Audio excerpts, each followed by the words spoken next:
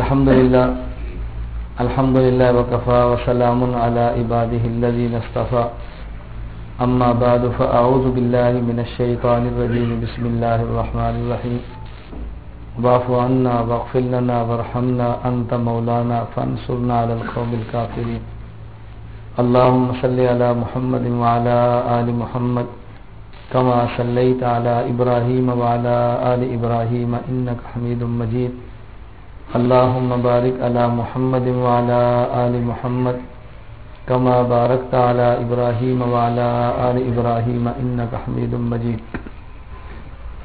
اللہ رب العزت اس کائنات کے خالق بھی ہیں اور مالک بھی ہیں۔ اللہ رب العزت اس کائنات کے خالق بھی ہیں اور مالک بھی ہیں۔ انسان دنیا میں کسی بھی چیز کا خالق تو نہیں، البتہ بعض چیزوں کا موجد ہے۔ عدم سے وجود میں لانے کو تخلیق کہتے ہیں اور چند موجودات جمع کر کے نئی شکل دینے کو ایجاد کہتے ہیں۔ مثلا لوہا ہے، پیدا اللہ نے کیا ہے، لیکن مختلف ذرات کو جمع کر کے پائپ کی شکل یہ انسان دیتا ہے۔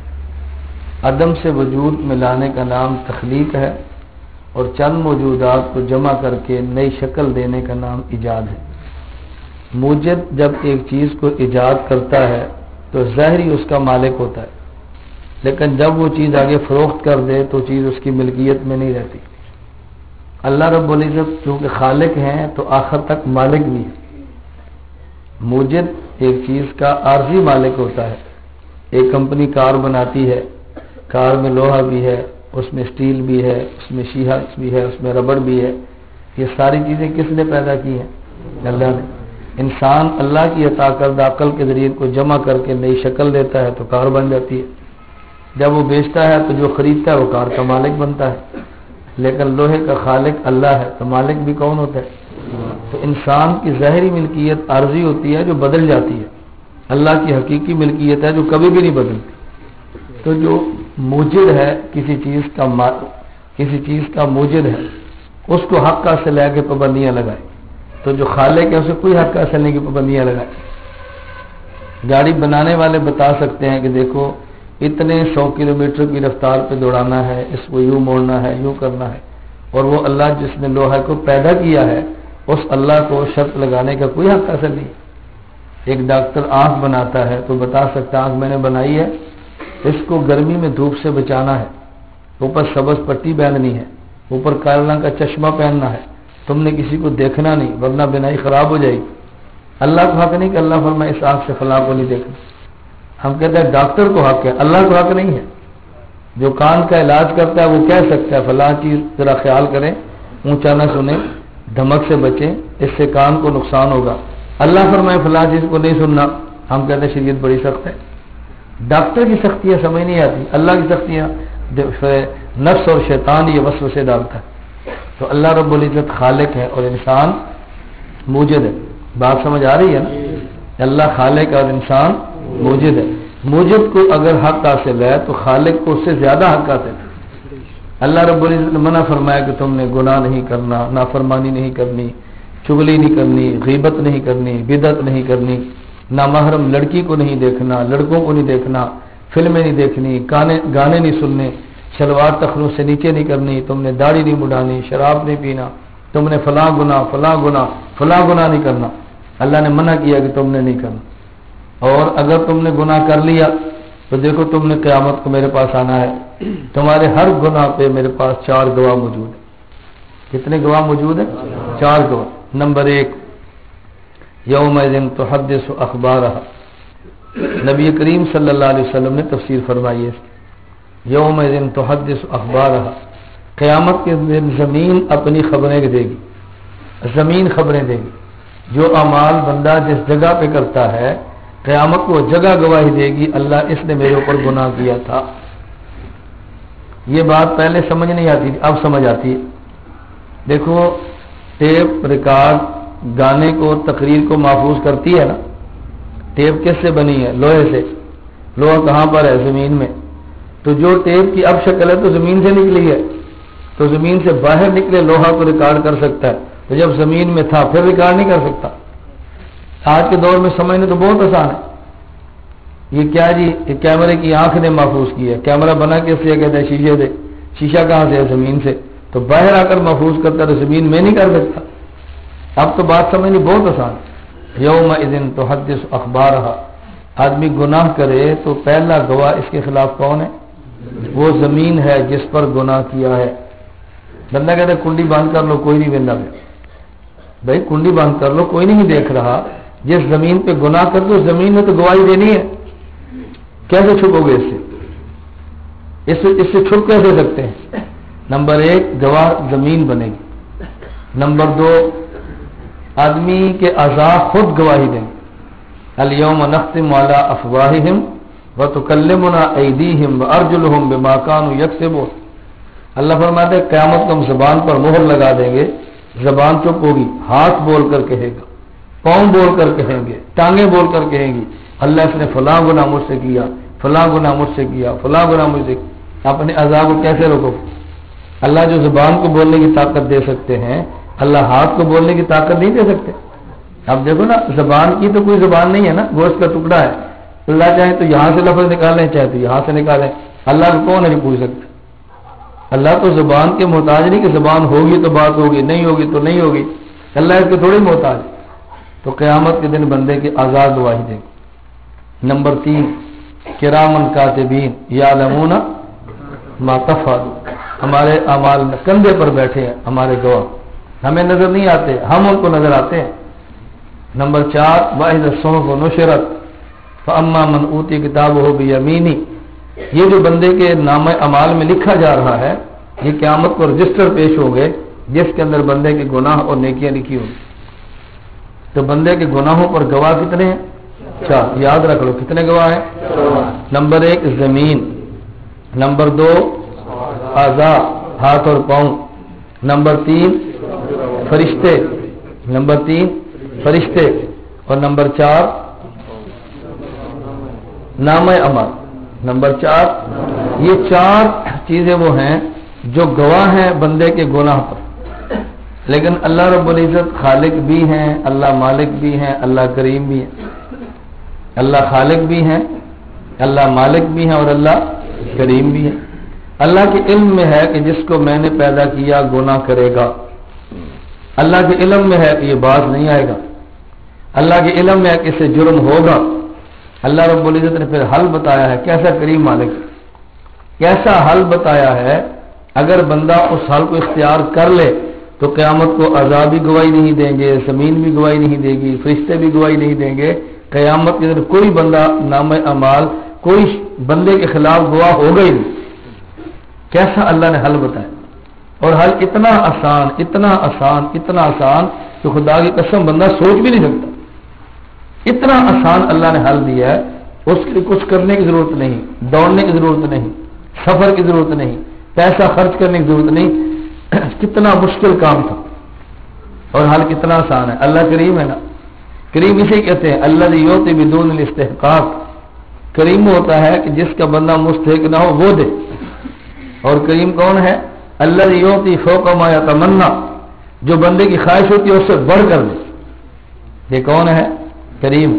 مانگے تھوڑا اور دے زیادہ، مستحق نہ ہو پھر بھی دے. یہ کریم ہے. گناہ کریں گے تو بندے کے خلاف 4 گواہ ہیں. لیکن اللہ نے ایسا نسخہ دیا ہے اگر اس کو اختیار کر لیں تو سارے کے سارے گواہ ختم ہو جائیں. کوئی قیامت کو ہمارے گناہ پر گواہی دینے والی چیز ہی نہیں. اللہ رب العزت کے نبی کریم صلی اللہ علیہ وسلم نے ارشاد فرمایا. وہ حل کون سا ہے؟ ایک ہی حل ہے، اپنے گناہ سے توبہ کرو. حل کیا ہے؟ توبہ. حل صرف یہ ہے کہ توبہ کرو. یہ سمجھ لیں کہ توبہ کہتے کسے.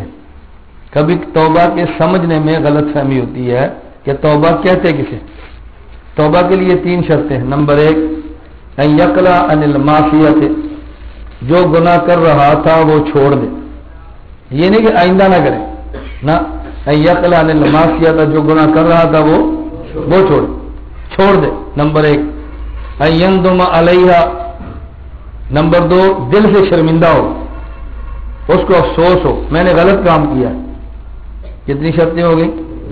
نمبر 3 ان یعزم عزما جازما اللہ یعود الیہا ابدا. یہ طے کرے کہ یہ گناہ آئندہ نہیں کروں. بس اتنا سا کام. دیکھو مشکل ہے. ٹیلی ویژن دیکھ رہے ہیں, بند کر دیں. احساس ہو گناہ کی ہے اور طے کرے آئندہ نہیں دیکھوں گا. دیکھو مشکل کام, بولتے نہیں بھائی. گانا سن رہے ہیں چھوڑ دیں, دل میں ندامت لائیں, آئندہ نہ کرنے کا فیصلہ کریں. اس کا نام ہے توبہ. اس کا نام کیا ہے؟ توبہ. آدمی نے گناہ کیا تو گواہ اس کے خلاف 4 بنے, اور جب اس بندے نے توبہ کی ہے تو پھر اس کو کیا ملتا ہے؟ نبی کریم صلی اللہ علیہ وسلم فرمایا, یہ جامع صغیر میں حدیث موجود ہے. حکیم الامت مولانا اشرف علی تھانوی رحمۃ اللہ علیہ نے التشرف فی احادیث تصوف میں نقل کی ہے. حضرت تھانوی بھی عجیب بزرگ تھے, ہر موضوع پہ الگ کام کیا, تصوف کے اشکالات سے کام کیا. ہمارے حنفیوں کے مسائل قرآن سے بھی ثابت ہیں, احادیث سے ثابت ہیں. غیر مقلدین اعتراض کرتے تھے کہ احناف کے مسئلے پر قرآن نہیں ہے. حضرت تھانوی نے احکام القرآن تھانوی تفسیر لکھوائی ہے کہ جس میں احناف کے مسئلے پر موجود قرآنی آیات کو جمع کیے. پھر اعتراض یہ تھا کہ حنفیوں کے مسئلوں پر احادیث نہیں ہے. حضرت تھانوی نے 21 جلدوں میں اعلاء السنن کتاب لکھوائی ہے کہ جس میں احناف کے مسائل پر احادیث لائیں. کوئی موضوع چھوڑا نہیں ہے. تصوف پر اعتراضات تھے. حضرت تھانوی کتاب ہے التشرف فی احادیث تصوف, اس میں وہ احادیث لائے جو تصوف کے متعلقہ ہے. حضرت تھانوی نے حدیث نقل کی ہے, نبی کریم صلی اللہ علیہ وسلم فرمایا اذا تاب العبد, اب سنیں صفائی کیسی ہوتی ہے. اذا تاب العبد, جب بندہ گناہ سے توبہ کرتا ہے, انسى الله الحفظة ذنوبه, اللہ اس کے وہ گناہ فرشتوں کو بھلا دیتے ہیں. اللہ اس کے گناہ فرشتوں کو بھلا دیتے ہیں. وَأَنْسَى ذَلِكَ جَوَارِحَهُ, اللہ وہ گناہ اس کے اعضاء کو بھی بھلا دیتے ہیں. وَمَعَالِمَهُ مِنَ الْأَرْضِ, جس زمین پہ گناہ کیا ہوتا ہے اس زمین کو بھی بھلا دیتے ہیں. حَتَّى يَلْقَى اللَّهَ وَلَيْسَ عَلَيْهِ حَتَّى يَلْقَى اللَّهَ وَلَيْسَ عَلَيْهِ مِنَ اللَّهِ شَاهِدٌ بِذَنبٍ, قیامت کے دن خدا کے پاس جائے گا, کوئی اس کے خلاف گواہ دینے والا موجود نہیں. دیکھو, اور ایک گناہ پر نہیں, 100 بار زنا کرو, 1,00,000 بار جرم کرو, 100 گناہ کیے, 100 مرتبہ شراب پی, 100 فلمیں دیکھی, 1000 جرم کیا ہو, ایک مرتبہ توبہ کرو, اللہ فرشتوں کو بھی بلا دیں گے, اللہ اعضاء کو بھی بلا دیں گے, اللہ زمین کو بھی بلا دیں گے. اور پھر فرشتوں نامہ اعمال سے مٹانا تو اللہ کا کام ہے. قیامت کے دن اللہ کی عدالت میں آئے گا اور اس بندے کے خلاف گواہ موجود ہی نہیں ہوگا. جب عدالت میں گواہ کس کے جائیں تو کیس کا فیصلہ ہوتا ہے کہ نہیں. عدالت میں گواہی دینے کے لیے تیار نہ ہو تو پھر. میں آج وہاں ٹانگوالے میں تھا, مولانا بشیر صاحب علماء بیٹھے تھے, تو کچھ اور بھی علماء تھے. میں نے ان سے گزارش کی, میں ویسے عرض کر رہا تھا کارگزاری کے حوالے سے, اللہ کیسا کریم ہے. میں نے اس پر ایک واقعہ سنایا. میں جیل میں تھا اور 302 کی سزا کاٹ رہا تھا, 25 سال عدالت نے سزا دی.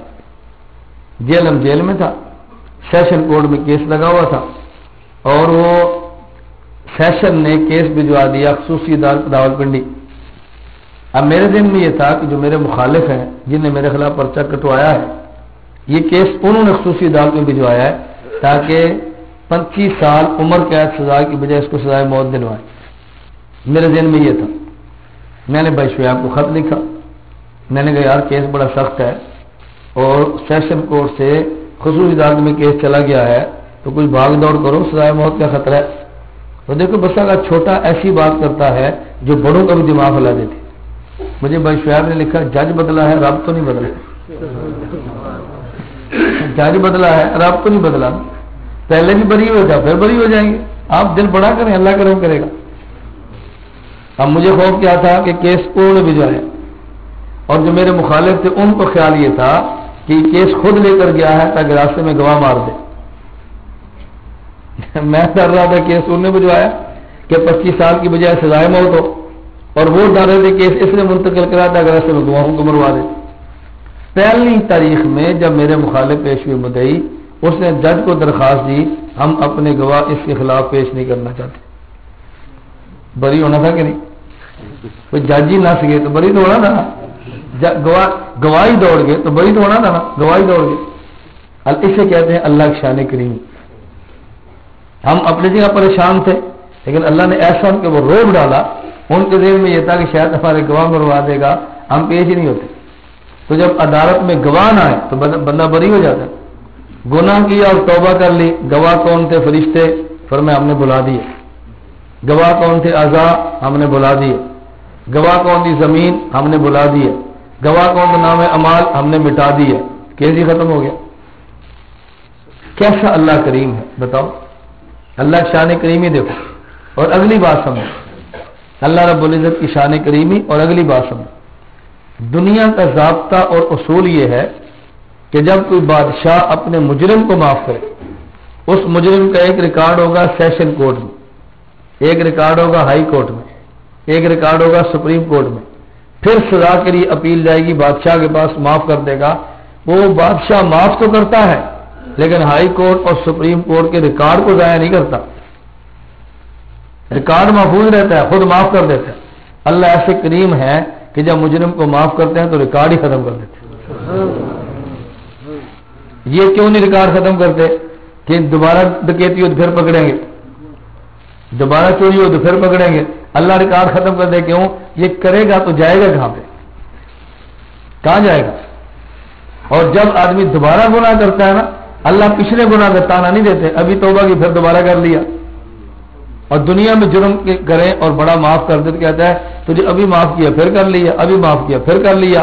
اللہ ایسے کریم ہے کہ پچھلے جرم کا تانا نہیں دیتے، پر میں معاف کیا تھا پھر توبہ کی، ہم نے پھر ریکارڈ ضائع کر۔ اللہ کیسا کریم مالک ہے۔ حضرت مفتی رشید احمد صاحب لدھیانوی نور اللہ مرقدہ، میں حضرت کے بیان میں سامنے بیٹھا ہوا سن رہا تھا۔ میں اکثر حضرات سے کہتا ہوں کہ ہمارے پاس اعمال تو نہیں ہے لیکن ہمارے پاس مشائخ کی محبت بہت ہے۔ میں اس پہ اللہ کا شکر جتنا ادا کروں کم ہے کہ پاکستان کے اہل حق کے مشائخ میں سے شاید ہی کوئی ایسا ہو جو میرے علم میں نہ ہو، شاید ہی، ورنہ جتنے ہمارے علم میں ہیں بہت محبت فرماتے ہیں، بہت پیار فرماتے ہیں، ہمیں سمجھ نہیں آتی اتنا پیار کیوں کرتے ہیں۔ حضرت مفتی رشید احمد رحمۃ اللہ علیہ کے مجلس میں تھے، میں ایک حضرت کے خانقاہ میں گیا دارالفتاح میں، مجھے آج تک یاد ہے، دوپہر کو 11 بجے حفرت العلماء کے نام پہ علماء کی اجلاس ہوتا تھا، حضرت کا یہاں مسلح تھا، تو میں اگر بیٹھ کے فرمایا تعال تفضل اسماعی، وہاں سے اٹھایا اور 7 مسلح پر بٹھایا۔ یہ آپ کو نہیں پتا کتنی بڑی بات ہے، وہ ہمیں پتا ہے کتنی بڑی بات ہے، آپ کو اس کا اندازہ نہیں کتنی بڑی بات، ہمیں پتا نا۔ میرے ساتھ کچھ علماء تھے تو ہماری دعوت تھی دارالفتاح کھائی، تو انہوں نے کہا جی چاہتے ہیں حضرت کا کمرہ جا کر دیکھیں۔ میں نے کہا کہہ دیتے ہیں۔ میں نے استاد صاحب سے کہا کہ حضرت کا کمرہ ساتھی دیکھنا چاہ رہے ہیں، تو انہوں نے مفتی محمد صاحب سے فرمایا کہ آپ ان کو کمرہ دکھاؤ، حضرت کے پاس لے جاؤ اوپر۔ بیل دی، میں نے پوچھا جی کون؟ کہا جی محمد ہوں۔ کہا دروازہ کھلا اندر آؤ۔ ہم اندر گئے تو حضرت کا معمول تھا کہ وہاں ایک ایک سیکنڈ کا حساب ہوتا تھا، گھنٹوں کا نہیں، وہاں منٹوں سے حضرت چلتے تھے۔ حضرت رحمۃ اللہ نے فرمایا کہ بھائی آپ ان کو لائے اور آپ نے مجھ سے تو پوچھا ہی نہیں۔ انہوں نے کہا جی مجھے استاد نے فرمایا لے جاؤ، تو میرا خیال تھا پوچھا ہوگا، فرمایا ان کے لیے کیا پوچھنا، لے آؤ۔ 25 منٹ تک حضرت کے کمرے میں ہم بیٹھے۔ آپ کو نہیں پتا 25 منٹ کیا ہوتے ہیں، تو ہمیں پتا ہے۔ میں خیر غیر میں سامنے بیٹھے بات سننا تھا۔ نے فرمایا اللہ قرآن کریم میں فرماتے ہیں یا ایھا الانسان ما غرک بربک الکریم۔ توجہ رکھنا، اصل تو اس کا لطف علماء طلباء کو آئے گا، آپ ذرا توجہ فرمائیں کہ کچھ لذت تو آئے گی نا۔ یا ایھا الانسان ما غرک بربک الکریم، اللہ پوچھتے ہیں اے انسان تجھے کریم ذات کے بارے میں کس چیز نے دھوکے میں ڈالا ہے؟ توجہ رکھنا، یا ایھا الانسان ما غرک بربک، اے انسان کریم ذات کے بارے میں تجھے کس نے دھوکے میں ڈالا؟ میں نے فرمایا میرا دل کرتا ہے میں جواب دوں کرم ہو کرم ہو کرم ہو، نہیں سمجھے؟ کرم ہو کرم ہو، فرمایا تیرے کرم ہی کی وجہ سے دھوکہ لگا ہے، ہمیں پتہ ہے کہ تو نے معاف کر دے، نہیں سمجھے؟ اب یہ ایسی لذت کی چیز ہے میں کیسے سمجھوں؟ میں اکثر کبھی اپنے طلبہ تخصص کہتا ہوں نا کہ میں دل کی کیفیت بیان نہیں کر سکتا کہ اس میں مزہ آتا کتنا ہے۔ اللہ ہمارا تعلق اللہ سے جوڑ دینا، پھر جینے میں جو مزہ آتا ہے وہ آدمی زبان سے سمجھا نہیں سکتا۔ فرمایا یا ایھا الانسان ما غرک بربک الکریم، تجھے کس چیز نے کریم ذات کے بارے میں دھوکے میں ڈالا ہے؟ میرا جی چاہتا ہے میں جواب دوں کرم ہو کرم ہو کرم ہو۔ حضرت حکیم الامت تھانوی رحمۃ اللہ ایک عجیب بات فرماتے ہیں۔ حضرت حکیم الامت تھانوی فرماتے ہیں یہ جو کبھی کبھی لوگ نماز نہیں پڑھتے نا، ان کو حقیر نہ سمجھا کرو، یہ اس وجہ سے نہیں پڑھتے کہ ہمیں حضور نے بخشوا ہی لینا ہے، ان کے نہ پڑھنے پر بھی حضور کی محبت کا ناز ہے. نہیں بات سمجھے؟ کبھی آپ دیکھیں مدرسہ ہوتا ہے نا، تو مدرسے میں طلبہ توجہ سے پڑھتے ہیں، محترم کا بیٹا توجہ نہیں کرتا. کیوں؟ انہیں پتا میرا مدرسہ ہے، اس کے ذہن میں ہوتا ہے میرا مدرسہ ہے، چلے جائیں گے مجھے کون نکالے گا. ہے فرماتے اس کے ذہن میں ہوتا ہے میں تو حضور کا امتی ہوں، مجھے کون پوچھے گا، میں تو حضور. اب اس نیاز کو سمجھائے کون؟ اس کا معنی یہ نہیں کہ بندہ اس وجہ سے جرم کرے، یہ محبت کی باتیں ہیں، اللہ سمجھتا فرمائے. میں اس لیے کہتا ہوں کہ ہمارے یہاں جو مشائخ کا سیوا ہے نا، کسی عاشق نے رسول اکرم صلی اللہ علیہ وسلم کے مکان مبارک کو دیکھا تو اس نے کہا تھا یا بدی ادل والانا جی لکا سلطان علی المہجی، حسن و جمال کے مالک پیغمبر، لوگ حکومت جسم پہ کرتے ہیں، آپ دلوں پہ کرتے ہیں. ان بیتن انت ساکنہ غیر محتاج الی السروج، جس مکان میں آپ تشریف فرما ہیں یہ مکان چراغ کا محتاج نہیں ہے. وجہک المامول حجتنا یوم یات الناس بالحجج، قیامت کو اللہ پوچھیں گے کیا لائے، لوگ اعمال پیش کریں گے. ہم سے پوچھے کیا لائے، ہم حضور پیش کریں گے. ہم کہیں گے ہم حضور کو لائے ہیں. بس اعمال میں تو ریا ہو سکتی ہے نا، حضور میں ریا کیسی ہوگی؟ اعمال میں ریا ہو سکتی ہے، حضور میں ریا کیسی ہوگی؟ میں اس لیے کبھی ایک بات عرض کرتا ہوں کہ کبھی عید الاضحیٰ کے موقع پہ غریب پریشان ہوتا ہے، مجھے پیسے ہوتے تو میں قربانی دینا، میرے کو پیسے کوئی نہیں. میں نے کہا تیری قربانی تو حضور نے دی ہے. مالدار کی قربانی میں تو ریا آ سکتی ہے، مال سود کا ہے، چوری کا ہے، لوٹ کھسوٹ کا ہے، اس کے مال میں شک ہے. اور غریبوں کے لیے حضور نے خود قربانی دی ہے. اللہم ھذا عنی فاما لم یصح من امتی، اللہ میرے غریبوں میں سے جو قربانی نہ کر سکے نا، اس ذمے کا ثواب ان کو دینا. یہ اتنا بڑا اعزاز کیوں ہمیں سمجھ نہیں آتا؟ اتنا بڑا اعزاز کیوں سمجھ نہیں آتا؟ بس یہ دعا کریں کہ ہمارا تعلق حضور کے ساتھ جڑا رہے صلی اللہ علیہ وسلم. اس لیے پیغمبر کی ذات کے معاملے میں بڑا حساس ہونا چاہیے. حضور کی ذات کے معاملے میں نہ کچھ کہا جا سکتا ہے نہ سنا جا سکتا.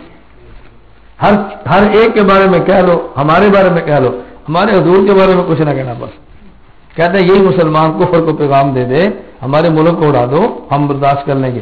ہمارے حضور کو کچھ نہ کہنا، ہمارے حضور کو کچھ نہ کہنا، یہ ہم سے برداشت نہیں ہوتا. اللہ میں بات سمجھنے کی توفیق عطا فرمائے.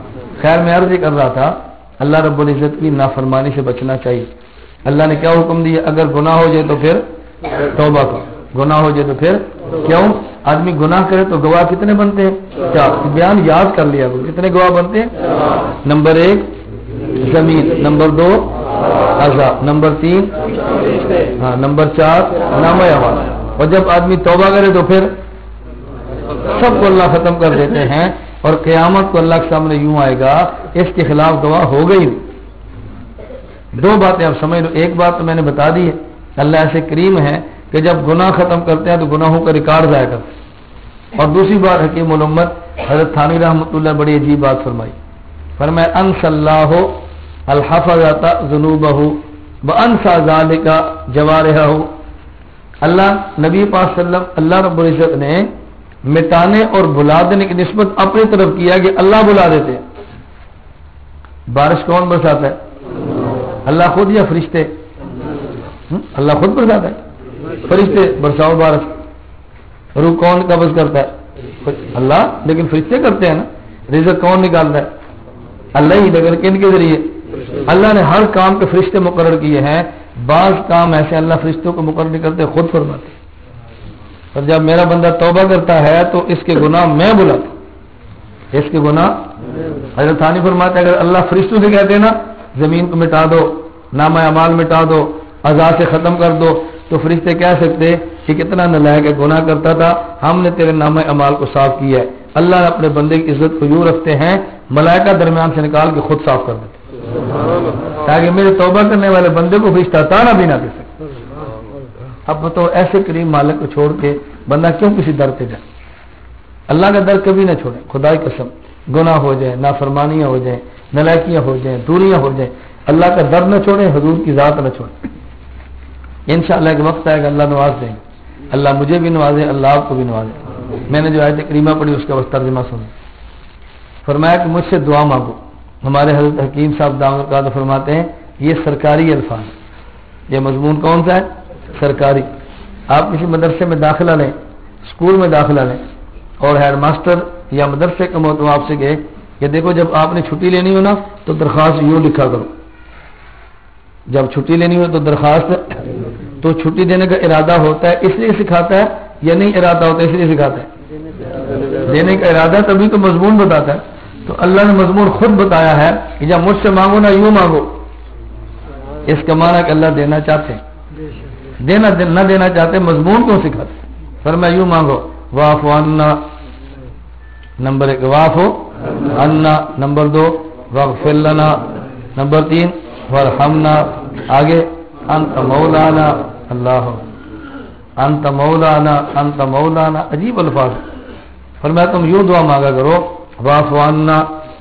علامہ علوسی رحمۃ اللہ علیہ مفتی بغداد اس آیت کی تفسیر روح المعانی میں یوں لکھتے ہیں واعف عنا ای امح آثار ذنوبنا، اے اللہ ہمارے گناہوں کے نشان مٹا دے.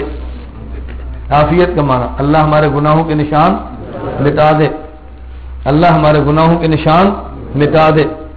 واغفر لنا، پہلے کیا فرمایا؟ واعف عنا، اللہ عافیت دے. عافیت کا معنی اللہ ہمارے گناہوں کے نشان.